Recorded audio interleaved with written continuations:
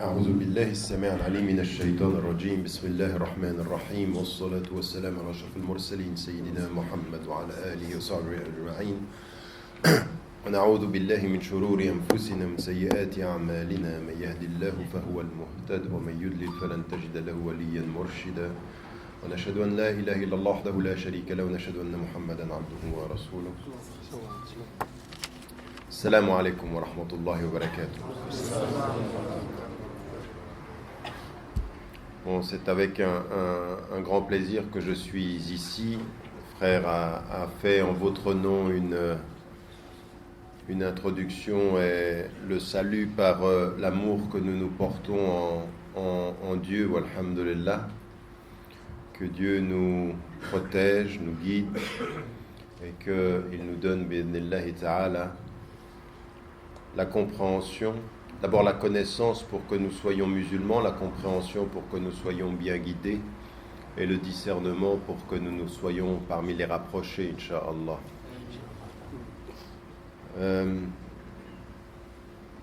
Le sujet d'aujourd'hui, vous avez tout à l'heure parlé de la viande halal et d'un certain nombre de... Vous m'entendez bien au fond? Oui? Pas trop, il faut que je parle plus près du micro, c'est ça? Oui. Il y a un autre lieu où il y a des gens qui entendent? Les sœurs sont ailleurs? Oui, ils entendent. Les sœurs sont en haut, donc on les salue également, même si on ne les voit pas, on les salue chaleureusement. Et donc en l'occurrence, je vais parler comme ça c'est mieux? Oui. Très bien, donc les frères ont... D'abord, une chose que je voulais vous dire avant de commencer, puisque nous nous préparons au mois du Ramadan, et nous savons que le prophète, sallallahu alayhi wa sallam, était pendant le mois du Ramadan. D'abord, il était toute sa vie, il a été généreux, et pendant le mois du Ramadan, il l'était davantage encore. Et sa générosité n'était pas proportionnelle à son avoir. C'est-à-dire que le prophète, on le sait, avait peu et il donnait beaucoup. Et il savait que donner beaucoup, quel que soit ce que l'on a, c'est jamais perdre ce que l'on donne, mais c'est toujours gagner davantage en hasanat devant Allah subhanahu wa ta'ala. Et sa générosité était décuplée pendant le mois du Ramadan. Et nous allons tous entrer dans le mois du Ramadan. C'est une question maintenant de semaines et de jours, Inch'Allah ta'ala. Et vous êtes ici dans un lieu, j'ai entendu et j'ai suivi tout ce qui concerne ce que les frères essayent de faire ici dans cette région avec un centre autour de la mosquée, un centre qui soit lié aux activités islamiques. Et je vous encourage et je vous encourage à le faire dans l'esprit d'une compréhension de la nécessité islamique aujourd'hui de faire en sorte que votre présence dans votre pays, la France est votre pays, vous êtes français de confession musulmane, ce qui va déterminer votre avenir, et vous entendez tout ce qui est en train de se passer. Vous voyez que les attaques changent de nature. Autant hier on pouvait être raciste de loin, autant on pouvait avoir un discours sur l'islam qui était de loin. Maintenant ça peut aller jusqu'à la violence, et vous avez entendu cette jeune sœur dont le bébé est mort alors qu'il n'était pas né, et que tout ce qui a été lié à l'acte lui-même, la façon dont on s'est pris à son foulard, la façon dont on s'est pris à sa tenue vestimentaire, montre clairement que c'est la nature de son vêtement islamique et de sa pudeur islamique qui a été la cause de ce qui a été fait. Alors nous, on ne va pas se plaindre et on ne va pas jouer aux victimes. Quelle est la meilleure réponse à tout ceci? La meilleure réponse à tout ceci, elle est de deux natures. La première nature, c'est de très bien comprendre, nous, notre religion, et d'y être ancré. C'est ce dont on va parler en se disant...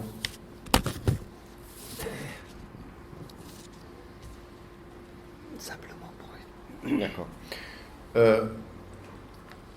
Comprendre notre religion est, par exemple, dans notre pratique, comprendre l'essence même de notre pratique. C'est ce dont nous allons parler, par exemple, avec le mois du Ramadan qui vient, Inch'Allah.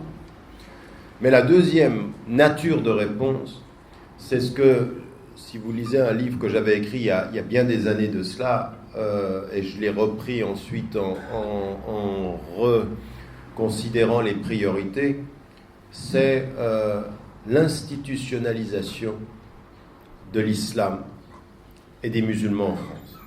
Ça veut dire créer des institutions qui soient des institutions solides, qui ne soient pas simplement des mosquées, des centres, des espaces culturels, des espaces éducatifs. Nous devons avoir des institutions indépendantes financièrement, indépendantes politiquement, indépendantes religieusement. J'entends par indépendance religieuse que les questions qui sont liées à notre contexte français, elles viendront de notre vécu en France, non pas pour changer l'islam. Les thawabit, elles vont pas changer, ils vont pas changer. Les principes islamiques qui ne changent pas, notre prière, la aqida, les ibadat, el muharrama, tout ça, ça ne change pas. Et le wajibat, ça ne change pas. Les obligations et les interdits. Par contre, la façon dont on doit gérer le lien avec l'environnement, tout ceci, il faut qu'on connaisse notre pays. C'est votre pays. Et pour ceci, on ne peut pas le faire n'importe comment. Il faut des gens qui aient des institutions, on doit avoir des gens qui sont éduqués, des gens qui deviennent des professionnels. Il faut institutionnaliser notre présence, professionnaliser nos actions. Institutionnaliser notre présence, professionnaliser nos actions. Ce n'est pas du dilettantisme, j'avais 2 heures de libre, j'ai fait. Non, si tu as 2 heures de libre et tu ne sais pas faire, fais pas. Mais si tu as 2 heures de libre et tu as la formation, si tu as l'expertise, eh ben on a besoin de toi. Mais des gens qui font que dans l'amateurisme, on ne peut plus se permettre ça. Les premières générations, ils sont arrivés il y a 50 ans, 70 ans. Oui, c'est normal, on commençait. Mais maintenant, c'est fini. Maintenant, on est la 4e, 5e génération. Maintenant, on a besoin d'institutions, de compréhension, de professionnalisme et de présence active. C'est les 2 choses sur lesquelles on doit beaucoup insister en tant que musulmans. Et vous, aujourd'hui, vous avez parfois donné de l'argent pour des mosquées, donné de l'argent pour des lieux de culte. Maintenant, il faut mettre l'argent, il faut mettre la main à la poche pour les institutions. Comprendre que c'est maintenant l'âge des institutions, de la présence culturelle, intellectuelle, institutionnelle de l'islam dans ce pays, et vous devez y participer. Donc quand on me dit, et quand je viens dans cette mosquée, on me dit on a un projet, regardez, on a le terrain, subhanallah, ala barakatillah. Maintenant il faut y aller, il faut avancer, ça c'est votre travail. Et n'attendez pas que l'argent vienne de l'étranger ou d'un goût. Non, c'est pas comme ça qu'on travaille. L'argent viendra des gens qui sont ici pour l'indépendance financière, pour l'indépendance intellectuelle et pour la compréhension de notre islam ici, à la lumière de ce contexte. Donc ça c'est votre responsabilité. Après Allah subhanahu wa ta'ala, c'est ce qu'on dit toujours. Vous connaissez ce qu'on dit, natawakkalu ala Allah thumma ala anfusina. Donc on s'en remet à Dieu, puis ensuite on se remet à nous-mêmes. Inch'Allah, il faut travailler. Ça fait partie de notre indépendance. Donc c'est votre travail localement. Et plus généralement, vous pouvez trouver du soutien. L'autre chose, c'est la première condition dont je parlais, c'est de comprendre notre religion. Parce que le mois qui vient maintenant, le mois qui vient est un mois qui est très très important parce que qui comprend le mois du Ramadan, Allah subhanahu wa ta'ala, il le dit dans le hadith al-Qudsi, c'est que le mois du Ramadan, il lui appartient. Pourquoi ? Parce qu'en fait, c'est un mois où je jeûne sans que personne ne le sache, que moi-même, à la limite, je pourrais me cacher et puis manger. Allah subhanahu wa ta'ala, il sait même si vous ne savez pas. Il sait si je mange et il sait si je jeûne. Et il est prescrit le jeûne du Ramadan comme étant le lien qui, dans l'islam, dernière religion révélée, lie toutes les autres religions. Ya ayyuhalladhina amanu kutiba alaykumus siyam kama kutiba alal ladhina min qablikum. Ça a été prescrit pour vous comme il a été prescrit pour les gens. Donc il y a dans le secret du jeûne quelque chose qui est le secret de l'islam fit tarir, c'est-à-dire comment Allah subhanahu wa ta'ala au cours de l'histoire, il a systématiquement donné une voie et une pratique. Nous avons donné à chacun d'entre vous une voie et une méthodologie, une praxis, comme on pourrait traduire ceci en français. À chacun d'entre vous, j'ai donné ceci, mais ce qui est commun à tous, vous le trouverez partout, c'est le siyam. Toutes les communautés spirituelles jeûnent. Qu'est-ce qu'il y a dans ce secret-là ? Il y a la vraie compréhension de notre religion, c'est que le siyam, ça va être le fondement très très important de ce siyam, c'est la compréhension de ce qui est vraiment, fondamentalement, le djihad au sens le plus noble qui soit. Djihad al-nafs. Et ceci, dans notre société, il faut le comprendre pourquoi. Parce que certains d'entre nous, aujourd'hui, ils attendent le mois du jeûne du Ramadan. Inch'Allah, on dit que ce sera le 8, on dit que ce sera le 9. Inch'Allah, juillet. Et alors, on attend que ça arrive. Et quand ça arrive, on arrête de manger, on arrête de boire. Et certains, ils arrêtent de manger, ils arrêtent de boire et ils arrêtent de dormir pendant la nuit, ils dorment plus pendant le jour. Donc il y en a qui font, le jeûne pour eux c'est juste je change les horaires. Oui, je change les horaires. Il y en a même qui prennent des vacances pour dormir le jour. Et il y en a qui partent en vacances pour que les jours soient plus courts. Et à partir d'un certain moment, on peut jouer avec les règles. On peut jouer avec les règles. Mais ce qui est le plus important, c'est de comprendre quel est le sens fondamental. Quand Allah subhanahu wa ta'ala nous dit « Shahru Ramadan alladhi unzila fihi al-Qur'an » Le mois du Ramadan, c'est le mois dans lequel est descendu le Coran. Ça veut dire quoi? Dans ce mois-là est descendu le Coran. Inna anzalnahu fi laylatul qadr. Ça, c'est aussi le lien du lieu du ciel le plus élevé au ciel le plus bas. Allah subhanahu wa ta'ala a fait descendre, dans l'une des interprétations, le Coran avant qu'il soit révélé sur la terre sur 23 années. Ça veut dire qu'il y a dans ce mois qui va entrer quelque chose qui est une bénédiction où tout ce qui est de l'ordre du mal et des démons est attaché et tout ce qui est du bien et des anges est libéré. Allah subhanahu wa ta'ala nous fait rentrer dans un mois où c'est un mois de la bénédiction. Mais faites attention, c'est tout le mois qu'est la bénédiction. Parce qu'il y en a certains qui se disent, je jeûne pendant la journée, je me tiens bien pendant la journée et la nuit, yallah. La nuit, c'est le Ramadan. Ça, dans nos pays majoritairement musulmans, il y en a qui ils n'ont jamais autant utilisé la télévision que pendant le mois du Ramadan. Donc nous, on comprend les règles, mais on ne comprend pas que si ce mois-là, il a été déterminé par Allah subhanahu wa ta'ala, que c'est le mois où on va retrouver comme musulmans, comprenez bien, ce mois-là, en jeûnant, nous retrouvons dans le jeûne quelque chose qui est spécifiquement islamique, mais qui touche à l'universel de tous les messages. C'est là qu'on comprend le dernier verset qui vient dans le Coran. Quand Allah, c'est pas le dernier verset, mais celui qui annonce la fin de la révélation. C'est pas le dernier verset révélé. El-Yawm akmaltu lakum dinakum. Aujourd'hui, j'ai parachevé votre religion. Alors, c'est pas simplement la fin de l'islam des 23 années, c'est j'ai parachevé, toutes les religions vont s'arrêter là. C'est le dernier. Khatim al-Anbiya, c'est le dernier des envoyés. Et tout ce qui est venu auparavant, c'est là que ça s'arrête. Et là où ça s'arrête, c'est que le jeûne qui a été prescrit par tous, pour vous, il est ce mois-là. Et ce mois-là de jeûne, qu'est-ce qu'il est? Le mois du Ramadan, c'est le mois du Coran. Shahrul Ramadan wa Shahrul Qur'an. C'est-à-dire qu'il va falloir maintenant se réconcilier avec quoi? Quand on dit Shahrul Qur'an, ça veut dire quoi? Ça veut dire qu'on va simplement se dire, chaque jour, je vais lire 1/30 du Coran. Et il y en a, quand ils lisent le Coran, ils se disent 1/30, ils comptent les pages. Mais c'est pas ça, lire le Coran. Le Coran, c'est pas je compte les pages qui me donnent 1/30, c'est je comprends le sens qui me donne la lumière. El-Qur'an huwa nour. Le Coran, c'est de la lumière, c'est pas des pages que l'on compte. C'est quelque chose. Quand Allah subhanahu wa ta'ala il dit au début de la révélation, Inna sanulqi alayka qawlan thaqila, il ne dit pas le poids du livre.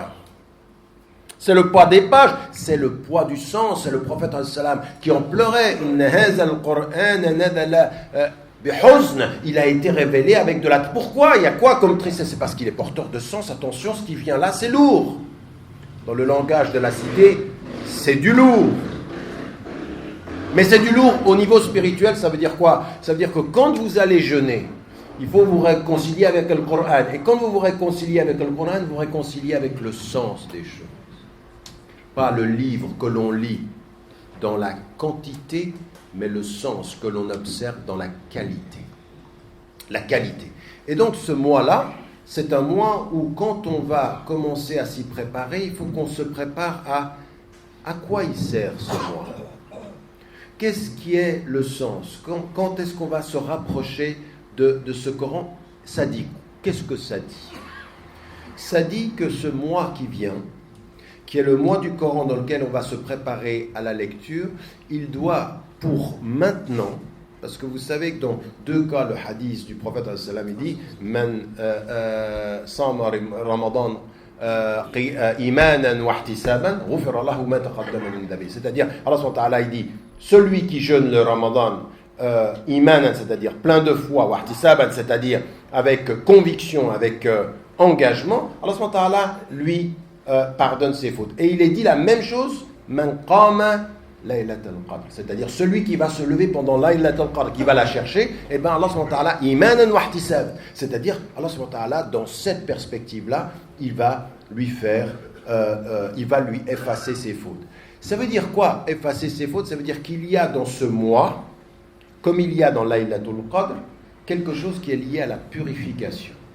Et on se souvient de ce qu'Allah subhanahu wa ta'ala nous dit quand il dit « Kama arsalna fikum rasulan minkum yatlu alaykum ayatina wa yuzakkikum » Le premier élément c'est tazkiya, c'est-à-dire qui va vous purifier. Donc la lecture du Coran, yatlu alaykum ayatina, il va vous lire. Vous avez revenir au Coran pour faire quoi? Liyuzakkikum, c'est-à-dire pour vous purifier, wa yu'allimukumul kitaba wal hikma. Et le kitab, c'est le livre. La hikma, c'est deux choses. Selon les savants, ils disent la hikma, c'est la sunna du prophète, c'est le kitab wal hikma. Mais qu'est-ce que ça veut dire la sunna du prophète? C'est-à-dire que l'application du Coran dans notre vie quotidienne devient la sagesse. Parce qu'on suit le prophète, on suit le prophète. Et c'est aussi la sagesse. Et qu'est-ce que c'est quelqu'un de sage? Quelqu'un de sage, c'est quelqu'un qui connaît les principes et qui agit à la lumière de ces principes. Il a l'équilibre des sages et non pas la contradiction des égarés. Le sage, c'est ça. C'est celui qui sait où il va. Quand nous, on nous dit, quand on revient dans ce mois et qu'on entend Allah subhanahu wa ta'ala qui nous dit « J'ai envoyé parmi vous un envoyé qui va venir vous lire ce Coran. » Pour faire quoi? Pour vous purifier. Donc le mois du Ramadan, qui est le mois du Coran, c'est le mois de la purification. Vous refaites le lien et vous comprenez, c'est le mois de... Mais attention, le mois de la purification passe aussi par quoi? Par le mois de la connaissance. C'est-à-dire la connaissance du Coran et la connaissance de la vie du prophète. Et c'est là que quand on doit toujours faire les deux, s'approcher du Coran, s'approcher du prophète. Comment est-ce qu'il était? Qu'est-ce qu'il faisait? Comment est-ce qu'il vivait le mois du Ramadan? Et d'un autre côté, qu'est-ce que c'est que ce Coran et qu'est-ce qu'il nous rappelle? Eh bien le Coran, qu'est-ce qu'il va nous rappeler? La première des choses, c'est pendant le mois du Ramadan, puisqu'on ne mange pas, puisqu'on ne jeûne pas, c'est attention à votre comportement. Et l'imam al-Ghazali, Abu Hamid al-Ghazali, il disait, il y a 3 niveaux du jeûne. Il y a le jeûne qui est le jeûne du corps, c'est-à-dire le fait qu'on ne va pas manger, on ne va pas boire. Ce que font la majorité des musulmans. La moyenne des musulmans, on ne mange pas, on ne boit pas, et pas de relations sexuelles pendant la journée, et on ne fume pas. Ceux qui ont quand même des doutes sur le fait je peux fumer si j'avale pas la fumée. Non. Oui? C'est clair? Non. C'est pas une petite cigare. Non. Déjà, moi je ne sais pas comment certains peuvent penser que c'est halal en dehors du mois. Je ne sais pas. Pour moi, c'est même... Enfin, je ne vais pas rentrer là-dedans. Ma fatwa à moi, c'est on ne fume pas. Pour moi, c'est aussi grave que des péchés qui vont être de s'intoxiquer à l'alcool, le fait de s'intoxiquer à la fumée, mettre de l'argent dans un produit qui vous mange la santé, qu'il y a des gens qui ont faim, il y a des gens qui meurent de faim tous les jours, et toi tu mets des euros pour acheter du produit qui te tue le corps. Je ne sais pas comment quelqu'un peut penser que c'est peut-être... Ça ne rentre pas le Ramadan. Puis quand on ne sait pas, on dit fihi ra'yi. Ra'yan, il y a 2 opinions. Pour moi, il n'y en a pas. Et quand le savant dit, comme comment est-ce qu'il s'appelle, Abu Hanifa, il comprenait les gens quand ils disaient makruh, c'est parce qu'il n'osait pas dire haram. Mais quand on entendait qu'il disait makruh, ça veut dire akrahu, c'est-à-dire je déteste ça, c'est du fait du détestable, ça voulait dire il faut s'éloigner de ça. Maintenant, pour ceux qui ont encore des doutes sur le mois du Ramadan, non, il n'y a pas de doute, en tout cas pendant la journée, de tout cela on s'éloigne. Ça c'est le premier niveau. Puis un deuxième niveau, c'est le fait des organes, c'est-à-dire le jeûne de notre main, le jeûne de nos yeux, le jeûne de nos oreilles. Et puis il y a un troisième, c'est le jeûne du cœur. C'est-à-dire ça, c'est ceux qui travaillent très très profondément leur spiritualité. Chacun d'entre nous commence au premier niveau, mais certains parviennent au dernier et d'autres n'ont même pas commencé à marcher. Et le prophète sallam dit, certains d'entre vous ne garderont dans leur jeûne que le fait de s'être sevrés ou de s'être empêchés de manger et de boire. C'est tout ce qu'il y aura. Ils n'auront fait que ça. Mais le mois du Ramadan, si on comprend bien, c'est le mois du Coran pour nous purifier. C'est purifier quoi? D'abord, la première des choses, comme le dit toute la tradition mystique en islam, la profonde tradition mystique, pas ceux qui sont les soufis contemporains où ils disent, non, moi je parle de ceux qui sont très très profondément, ceux qui comprennent l'islam comme quand on est proche de Dieu, c'est pas qu'on enlève la prière, c'est pas qu'on enlève le jeûne, c'est qu'on ajoute du jeûne, qu'on ajoute comme le prophète as-salam. Le prophète as-salam, il voulait pas montrer trop aux gens pour pas trop poser, et pendant la nuit, lui, il priait plus quand personne ne le voyait. Nous, les mystiques d'aujourd'hui, ils sortent, ils prient pas, ils disent à tout le monde qu'ils sont mystiques, et dans la nuit, ils dorment. Elle dit, attends, non, c'est pas ça. Le prophète, son exemple, c'est devant les gens, il prie pour pas trop faire pour eux. Même le tarawih, le prophète, n'a pas continué pour que ça ne devienne pas une obligation. C'est une sunna mu'akkada, c'est-à-dire il le priait, mais lui, il est rentré pour pas que ça devienne quelque chose qui soit une obligation. Regardez comment il est, lui, c'est un éducateur. Quand il voyage et qu'il est avec sa femme, Aïcha radiallahu anha, et que lui, qu'est-ce qu'il fait? Lui, la communauté derrière lui, il sait que toute la communauté le regarde, donc lui, comment dit-on, il raccourcit les prières, et puis elle ne les raccourcit pas. Il jeûne pas, et elle jeûne. Et elle lui dit, mais comment ça se fait? Moi je jeûne, et moi je ne raccourcis pas les prières. Et lui, qu'est-ce qu'il lui répond? Il lui répond de elle à elle, ahsanti ya Aïcha. C'est-à-dire, tu fais bien, toi, de toi à toi, min ahl al-azima, c'est-à-dire, tu tiens, mais moi, lui, il éduque les gens. Donc, quand les gens le voient, il prie moins, selon les règles, c'est-à-dire, il prend bil rojas, c'est-à-dire l'allègement, mais quand tout le monde dort, lui, il prie. Et il prie toute la nuit. Vous voyez, la sincérité, c'est quand vous me voyez, j'allège, quand vous dormez, j'augmente. Ça, c'est le soufisme. Ça, c'est l'islam. C'est pas quelqu'un qui, chaque fois que tu lui parles, moi, je suis un mystique. Je suis en communication 24 heures sur 24. Non, c'est pas ça. Ça, c'est du folklore. C'est du folklore, c'est de l'exotisme. Regardez comment les prophètes, quand on le voit, j'allège parce que j'éduque. Mais quand je suis avec Dieu, j'approfondis parce que je me purifie. Est-ce que tu dors, ya Rasulullah? Lui dit sa femme, mon corps dort, mais mon cœur est éveillé. Vous savez, beaucoup de gens, vous savez d'où je peux venir dans ma famille. Il y a une chose que j'ai jamais... Dans l'introduction que j'ai fait au Ma'thurat de Hassan al-Banna, dans les introductions, il y en a de ceux que j'ai gardés. Parce que ça, c'est aussi, ils voyageaient. C'était pas comme nous, là, où tu as ce métro, l'avion, le TGV. TGV en Égypte, ça aurait été le luxe. Oui, le TGV, pour l'Égypte, c'est la Ferrari, quoi. Il n'y a pas là. Mais là-bas, à cette époque-là, il n'y avait rien de tout ça. Ils voyageaient, ils étaient fatigués. Moi, mon père, rahimahullah, il me disait, on arrivait, on avait les lèvres qui se touchaient tellement on était déshydratés. Et lui, il voyage comme ça pendant des jours, et à un moment donné, il se trouve avec son compagnon, donc Hassan al-Banna, et il lui dit, c'était Omar al-Tilmisani. Omar al-Tilmisani, il l'a dit, el-Murabbi, c'est-à-dire il l'a appelé l'éducateur. Ils arrivent, ils sont fatigués, et ils arrivent dans une chambre comme ceci, et lui dit, ya Omar, tu dors? Elle lui dit, non, je dors pas. Et ils restent allongés tous les deux. Après 20 minutes, il lui dit, Omar, tu dors? Et il dit, non, je dors pas. Il reste allongé. Et c'est Omar al-Tilmisani qui raconte cette histoire-là. Il raconte ça sur celui qui l'a éduqué. Et après 20 minutes, il lui dit, tu dors? Et lui, il dit, moi, j'ai pensé que je le gênais un tout petit peu si je l'étais tout le temps en train de lui dire, je dors pas, je dors pas, je dors pas. Il dit, j'ai pas répondu. Et comme j'ai pas répondu, il a pensé que je dormais. Et lui, il se lève, il met le tapis et il fait la prière. Et tahajjud. C'est-à-dire, si tu dors et que tu me vois, je vais te gêner parce que tu vas venir avec moi. Mais comme il pensait qu'il dormait, il le fait pour Dieu, il ne le fait pas pour l'autre. Vous voyez ça, vous le prenez, ça c'est l'exemple du prophète et c'est ça que nous devons faire. Pour nous, c'est cette sincérité-là. Le début de la purification de soi à soi, c'est de le faire pour lui, pas de le faire pour les autres. Et le jeûne, c'est ce que dit Allah subhanahu wa ta'ala. Quand il dit dans le hadith al-Qudsi que ça c'est pour moi, il dit, vous ne jeûnez pas pour votre voisin, vous ne jeûnez pas pour votre papa, vous ne jeûnez pas pour votre maman, vous ne jeûnez pas pour votre enfant, vous ne jeûnez pas, vous jeûnez de vous à vous pour moi. Et c'est entre toi et moi.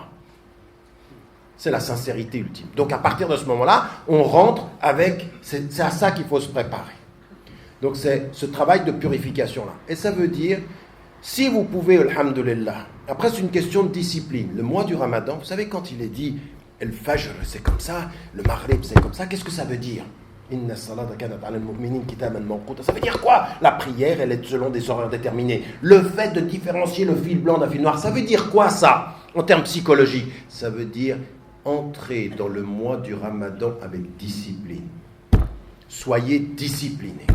C'est pas je fais n'importe quoi. Parce qu'il y en a certains, quand le prophète il dit fi suhur baraka, c'est-à-dire il y a une miséricorde, il y a un bienfait, une bienfaisance dans le suhur. Pourquoi? Il y en a certains, ils mangent le soir, ils restent réveillés toute la nuit, et puis suhur il dit j'ai pas besoin de manger parce que je vais tenir. Regardez, quelqu'un qui pense avec son corps, il dit je me lève pas, je dors jusqu'à 10h, quand c'est pas 11h, quand c'est pas midi. Et puis j'ai pas besoin de manger. Et je tiens. Qu'est-ce qui tient? Ton corps. Mais le jeûne, c'est pas que ton corps tienne, c'est que ton cœur s'ouvre. Et alors il faut se lever pour ressortir parce qu'il y a une baraka. C'est là où il y a des anges. C'est là il faut se lever. Lève-toi et discipline-toi à te lever. Et quand tu te disciplines à te lever pour ressortir, ça veut dire que tu vas dormir un tout petit peu plus tôt. Ça veut dire que tu vas dormir de façon plus régulière et tu vas gérer ta fatigue.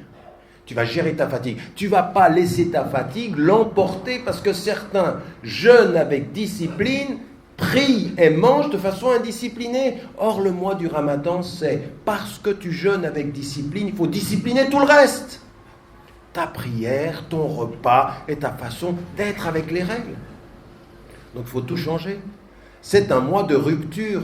Pendant 11 mois, tu as pu vivre indiscipliné. Ce mois-là, discipline à nouveau, pour que ce mois-là, puisqu'il a dit imanan wa ihtisaban, c'est-à-dire parce que c'est avec foi, parce que c'est avec conviction, c'est pour t'aider à revenir pendant les 11 mois qui viennent avec un peu plus de discipline. Mais comme Allah subhanahu wa ta'ala, il nous connaît et qu'il sait qu'on commence avec la discipline et qu'on finit avec moins de discipline, le mois du Ramadan revient. Comme le Yom el-Jum'a revient. Comme la prière revient 5 fois, parce que nous sommes des êtres d'oubli, parce que nous sommes des êtres de négligence, parce que nous avons été créés faibles. C'est-à-dire que nous sommes des êtres qui ont des faiblesses qui sont même dans notre constitution intellectuelle. Il faut le Coran, c'est dhikr, ça veut dire quoi? Rappelle-toi parce que ta conscience oublie. Donc quand on rentre dans le Ramadan avec ceci et qu'on comprend qu'il faut discipliner son corps, après on va discipliner sa lecture avec le Coran. Et ça aussi c'est très important quand on va se préparer pendant le mois du Ramadan. Faites très très attention à ça. Parce qu'il y en a certains qui se disent chaque jour je vais lire 1/30 du Coran. Comme ça je l'aurai terminé. C'est bien. Si vous pouvez le faire de cette façon-là, c'est bien.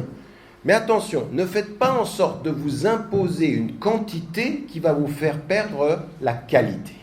Vaut mieux lire moins et profondément que lire beaucoup et mal. Parce que la lecture qui compte les pages est une lecture de comptable. La lecture qui lit le sens est une lecture d'adorateur. Al-qira'a at-ta'abbudiyya, c'est pas les pages. Al-qira'a at-ta'abbudiyya, il y a ta'abbud. Et l'ibada.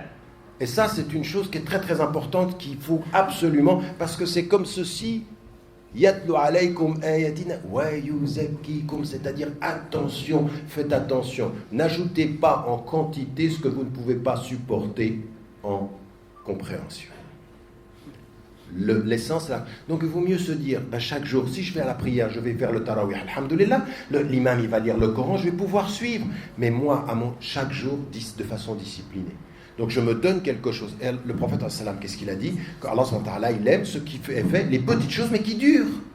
Et il y en a certains d'entre nous, le premier jour du Ramadan, ils te lisent bien. Deuxième jour, bien. Troisième jour, pas mal. Presque pas. Et puis les 10 derniers jours, halas. Le prophète, c'était le contraire. C'est 20 jours où on se bat, et les 10 derniers jours, il en réveillait sa famille, il en rajoutait. C'est là où il y a le djihad, c'est dans cette fatigue-là. Mais c'est pas 20 jours. Non, nous, c'est le contraire. Même, vous savez, moi, je fais des chroniques tous les jours. Si vous allez sur le site, chaque jour de Ramadan, je fais une chronique de 3 minutes. C'est très marrant, parce que moi, je peux voir comment sont les musulmans. Je peux vous dire psychologiquement, le premier jour de la chronique, masha'Allah, des milliers qui écoutent. Le dernier 10 jours, un peu moins, ils sont fatigués. Je dis, mais attends, mais on n'a pas compris là. On n'a pas compris. C'est pas, on ne fait pas le ramadan avec émotion, on fait le ramadan avec spiritualité. Donc il faut tenir et puis il faut se dire, voilà, j'en ai pour 1 mois et je vais aller en accroissant, pas en diminuant. C'est pas le premier jour je suis prêt et le dernier jour je disparais. Non, c'est le premier jour je suis prêt à me préparer toujours un peu plus pour que les 10 derniers jours, quand on va rentrer dans la recherche de Laylatul Qadr, de la nuit du mérite, du destin ou la nuit du pouvoir, eh bien on soit prêt. Parce que là, c'est une nuit, elle vaut plus que 1000 mois d'adoration. C'est une nuit où véritablement tout ce que Allah subhanahu wa ta'ala, il s'approche de vous, il envoie ses anges. C'est parmi les nuits impaires de ces 10 derniers jours. Donc ça veut dire qu'il faut être prêt. Donc tout ceci, il faut entrer dans le mois du Ramadan avec, vous savez, intellectuellement, spirituellement et personnellement, un mois de discipline. Et on va, de ce point de vue-là, avoir un rapport au Coran, un rapport à la prière, où il faut être engagé personnellement. Engagé. Et attention, ne comptez pas les pages, donnez-vous juste le contenu où vous êtes sûr de pouvoir garder le sens. Maintenant, il y en a certains d'entre vous, alhamdoulilah, ils lisent en arabe. Et ils comprennent. Alhamdoulilah. Si vous lisez en arabe et que vous comprenez, mais parfois vous ne pouvez pas. Donc vous pouvez entendre en arabe et parfois vous prenez la traduction. Pourquoi? Parce qu'il a dit yu'allimukumul kitaba wal hikma. Il y a le ta'lim ici, c'est l'enseignement. Et il est vrai que quand vous ne connaissez pas l'arabe et que vous connaissez le français, vous pouvez lire en français le sens. Moi, j'ai une personne qui s'est convertie à l'islam. Elle allait faire le tarawih, c'était à Genève, et chaque fois avant le tarawih, elle lisait tout en français. De façon à ce qu'en arrivant à la mosquée, au bout d'un moment, en lisant en français, les mots reviennent, on commence à comprendre ce qui est dit. Et plus vous comprenez, plus vous êtes concentré. La concentration vient avec la compréhension. Mais si vous ne comprenez pas, évidemment, après, votre esprit peut partir. Nous sommes dans un devoir de compréhension. Donc vous avez les moyens. Quelqu'un qui me dit, après des années de jeûne, mais je ne comprends pas l'arabe, je dis, attends. Avec 1000 mots, que tu comprends de l'arabe au français, quand tu entends le Coran, tu commences à comprendre jusqu'à 60% de ce qui est dit. Et même plus. Donc, et ça tu vas l'apprendre comment? Tu sais parce qu'on est très organisé pendant le mois du Ramadan. C'est presque ce que l'imam va dire, où il s'est arrêté, où il va commencer.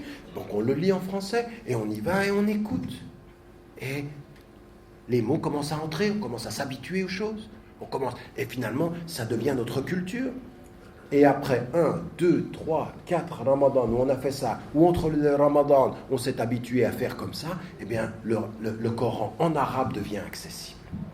Comment ça se fait que des gens qui sont convertis à l'islam, après 2 ans, 3 ans, ils ont une compréhension des grands thèmes du Coran, et que des musulmans qui le sont depuis leur naissance, ils viennent te dire, moi je ne connais pas l'arabe. Donc, quel effort tu as fait de comprendre ce qui était dit quand le Coran était lu? Quel effort tu as fait?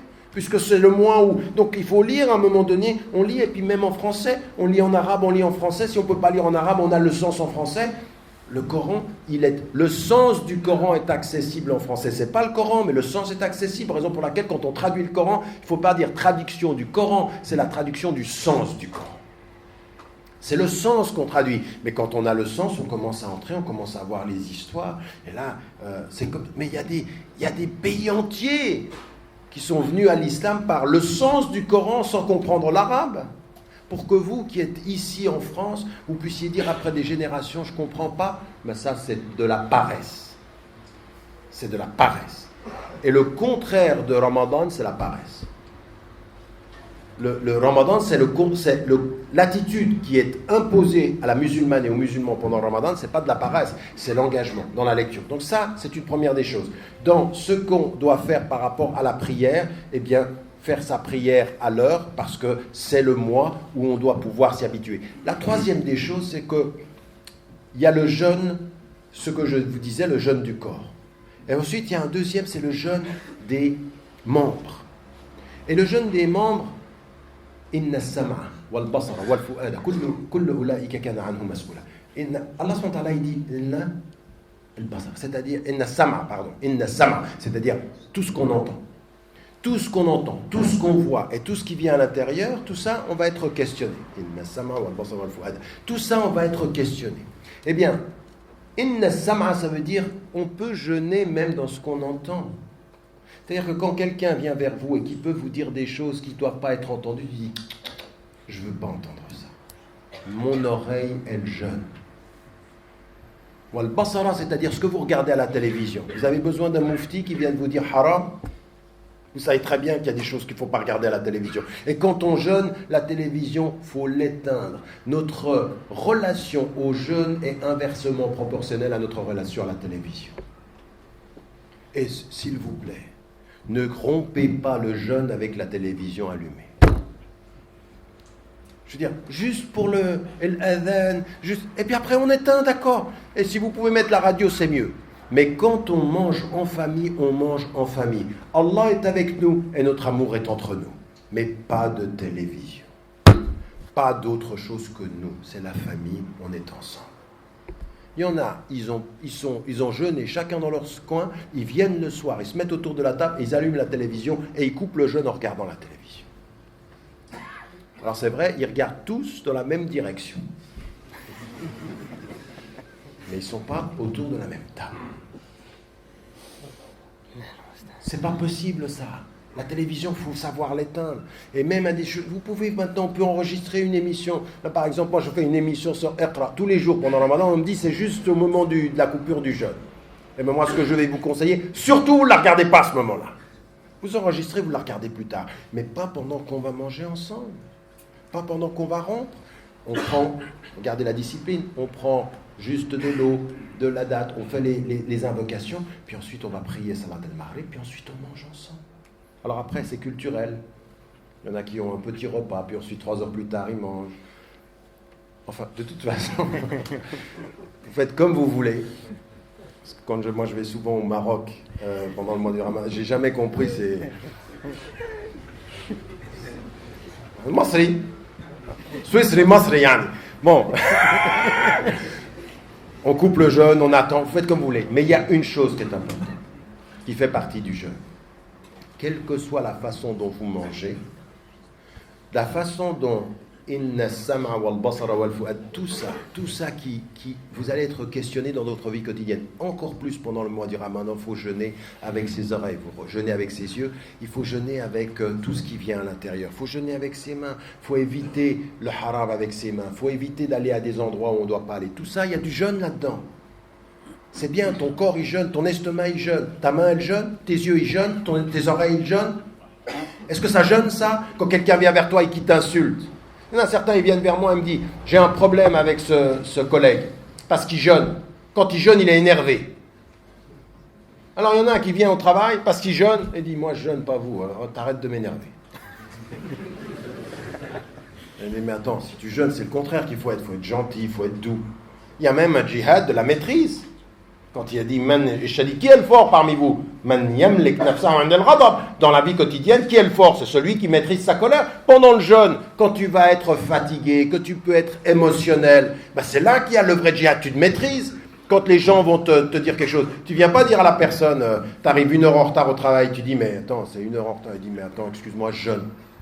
Parce que le jeûne maintenant, ça te permet d'être en retard, de partir avant. Parce qu'il y en a, ils viennent en retard, ils partent avant et ils s'énervent. Après, il dit, ils n'aiment pas l'islam. Ouais, non, mais attends, si c'est ça l'islam, c'est quoi? Pendant que tu jeûnes, tu arrives en retard, tu pars avant et tu t'énerves? Ou alors, tu arrives à l'heure, tu travailles bien et tu es serviable? Est-ce que c'est pas ça, le prophète al-salam? C'est ça, la purification, c'est quand tu es au travail, tu vas, et donc on se prépare à ça. On se dit, ça va être difficile, mais avant de maintenant, dans votre travail, il faut qu'on vous voit, il faut qu'on voit la présence. Pas le fait que vous disiez aux gens, je jeûne. Il ne faut pas qu'ils vous voient dans le fait de ce dont vous vous privez, vous, mais de ce que vous leur donnez à eux. Écoutez bien ce que je viens de dire. Les gens autour de vous, ici dans ce pays, il ne faut pas qu'ils vous voient jeûner dans la façon dont vous vous privez, mais dans ce que vous leur donnez. Je me prive moi, mais voilà ce que je te donne. Ma bonté et quoi? Ma générosité. La générosité, c'est quoi? Le prophète sallam n'était jamais autant généreux que pendant le mois du Ramadan, n'est-ce pas? Vous savez ceci. Le prophète sallam était très généreux. Mais c'est quoi la générosité? C'est simplement de donner de l'argent? Oui, c'est de donner de l'argent. Mais c'est de donner un sourire. Mais c'est de tenir la porte. Mais c'est de servir les gens. C'est de la générosité. La générosité affective, la générosité verbale, la générosité de la présence, la générosité de l'éthique, de la distinction, de la morale. Voilà ce que nous devons être. Et ça nous renvoie à nous, parce que c'est là où on sent qu'on apporte quelque chose. Le mois du Ramadan, c'est une école, c'est une lumière pour les gens. Il faut qu'ils voient ça. Pas chaque fois qu'ils vous voient, je jeûne. Mais tais-toi. Tais-toi, ne dis pas que tu jeûnes. Montre-le différemment. Que les gens se disent, mais qu'est-ce qu'il a? Qu'est-ce qu'il a? Pourquoi il est aussi gentil? Et qu'ils cherchent la réponse. Pourquoi il est aussi gentil? Du style, pendant 11 mois, vous n'êtes pas toujours très gentil, mais là... Nous, c'est le contraire. Nous, c'est le contraire. On n'est pas toujours très gentil pendant 11 mois, mais alors ce mois-là, on est énervé. Donc, voilà. Ça, la générosité, c'est ça. Et donc, il faut qu'on soit comme ceci. Et c'est bon pour nous, parce que ça, c'est le jeûne de nos membres. Et puis... l'imam El-Ghazali, il disait, il y a le jeûne du cœur. Et le jeûne du cœur, c'est la maîtrise de tout ce qui pourrait venir dans notre cœur. Et il faut être, c'est-à-dire tout ce qui vient en nous et qui n'est pas bien, eh bien, ça, il faut aussi le purifier. Mais ça veut dire quoi, ça? Vous savez, un de ceux à qui on a annoncé le paradis était quelqu'un qui, quand l'autre compagnon est allé le surveiller, il n'a rien vu de parti. Il dit, mais attends, qu'est-ce qu'il fait de plus? Il jeûne pas beaucoup plus que les autres, il ne prie pas plus que les autres. Il dit, moi, quand je vais me coucher, mon cœur et mon intérieur, il est vide de tout ce que je pourrais avoir de négatif par rapport aux gens. C'est-à-dire, je suis purifié de mes mauvaises appréhensions, de mes mauvaises pensées vis-à-vis des gens. Eh bien ça, c'est aussi le jeûne du cœur, c'est-à-dire qu'on purifie, qu'on travaille sur notre fraternité, notre relation. Vous avez un papa, vous avez une maman, vous avez un frère, une sœur, vous avez des enfants. Pendant ce mois-là, si votre papa il est encore vivant, si votre maman est encore vivante, si votre papa est décédé ou votre maman est décédée, c'est le mois où le jeûne du cœur s'est réconcilié, c'est la Rahim. Si la Rahim, huwa Rahman. C'est-à-dire, il faut le jeûne du cœur, c'est enlever du cœur les mauvaises pensées, emplir le cœur des meilleures pensées, des meilleurs sentiments. C'est de pardonner, Rahman. C'est être comme ça, Rahman. Ben non, ça c'est un vrai djihad. C'est un tiers du Ramadan, c'est un tiers, c'est Rahman. C'est la miséricorde. Donc il faut qu'on fasse ceci, il faut qu'on soit comme ceci. Et tout ceci, il faut qu'on le soit d'autant plus avec sa famille. C'est-à-dire toujours avec le cercle concentrique de ceux avec la communauté. Et puis, deux choses que vous devez faire pour conclure. La deuxième des choses que vous devez faire pendant le mois du Ramadan, c'est que le prophète sallam, il faisait des invocations. Et il est dit, vous savez qu'il y a deux hadiths, un est sahih, et l'autre il est faible. Le hadith qui est sahih, c'est « Ad-du'a wa al-ibada ». Ça, c'est le sahih. Dua mukh al-ibada, ça c'est un hadith d'arif. Il veut dire en fait le sens est le même, c'est-à-dire que ça veut dire que l'adoration de Dieu, c'est le fait de faire des invocations. Et là, pendant ce mois, pendant que vous jeûnez, pendant la nuit, pendant le jour, au lieu de regarder des films pendant la nuit, au lieu de passer votre temps à le perdre, au lieu de dormir pendant le jour, passez du temps à faire des invocations, à communiquer. Qu'est-ce que c'est l'invocation? Vous communiquez avec Dieu chaque fois que vous prenez le Coran, vous communiquez avec Dieu chaque fois que vous faites des prières, et chaque fois que vous faites des doigts. Et là, c'est ce que vous lui demandez systématiquement. La prière, les invocations, c'est quoi? On se souvient de Dieu, on se reconnecte à Dieu, on lui montre notre besoin de lui. C'est prier, c'est quoi? Prier, c'est demander. Et la troisième des choses, c'est le remerciement. Anishkurillah. C'est-à-dire, demander, c'est le remercier aussi pour tout ce qu'il nous donne. Le mois du Ramadan, il faut s'habituer à ça. Alors là, maintenant, il faut se préparer à ça. Il faut se préparer à être dans la discipline, dans la lecture, dans le jeûne du corps, dans le jeûne des membres, dans le jeûne du cœur, dans les invocations. Et l'autre chose, il faut que les gens vous voient, s'il vous plaît. Vous avez parlé tout à l'heure de la viande halal. Le mois du Ramadan, c'est un mois où l'on mange moins. C'est un mois où l'on regarde sa nourriture.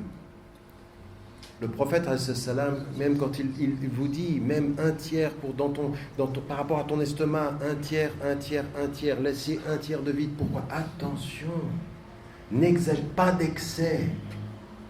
Vous êtes devenus un marché, vous savez ça? Dans l'économie capitaliste, le mois du Ramadan est devenu un marché. On fait de l'argent avec vous. Dans les grandes surfaces, on met des... Alors vous pouvez regarder ça, vous dites, regarde ça. Regarde comme ils reconnaissent l'islam maintenant. Ils mettent des rayons halal. Et toi, tu dis, Masha'Allah, tu commences à te sentir chez toi.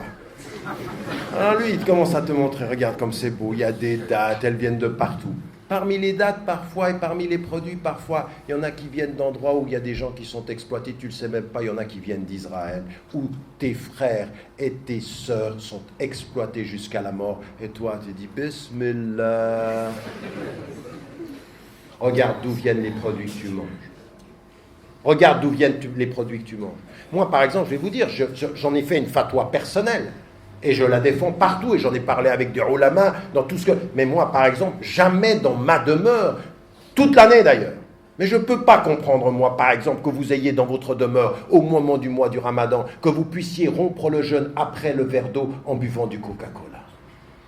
Je ne peux pas comprendre, parce que la philosophie qui est là derrière est une philosophie de la consommation, de l'oppression, et absolument pas de l'élévation spirituelle.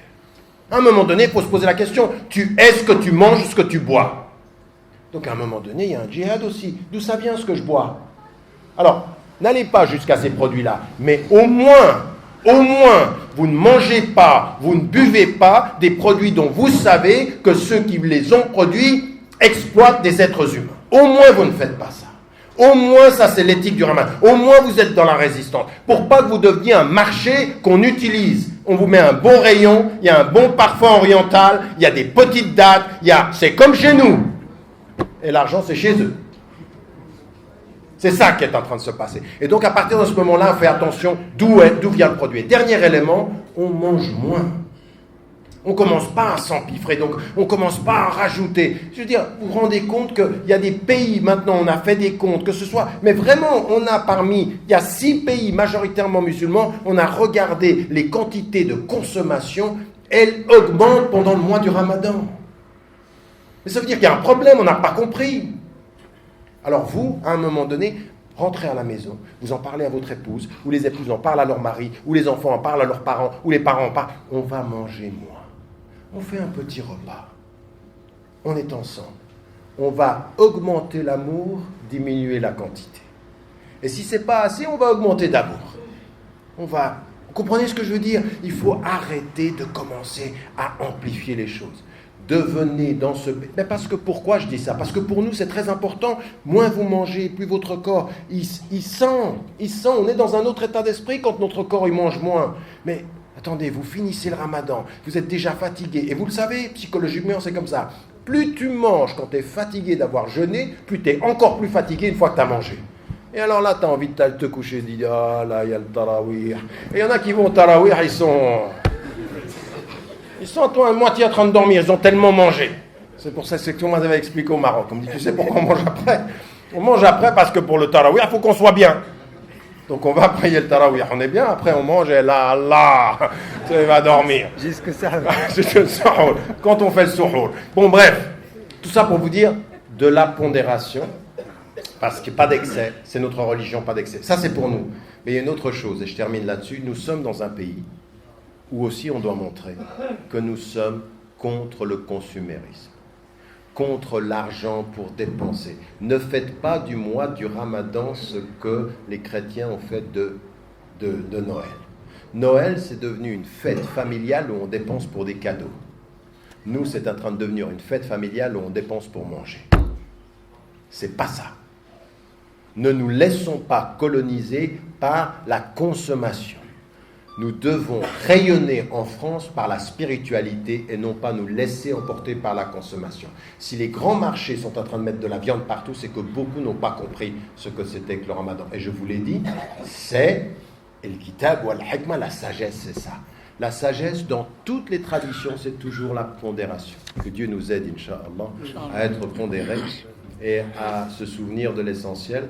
Et ça commence maintenant. Ça commence maintenant à se préparer dans la discipline et dans la générosité, Inch'Allah, pour vous-même et pour la communauté. Assalamu alaikum wa rahmatullah.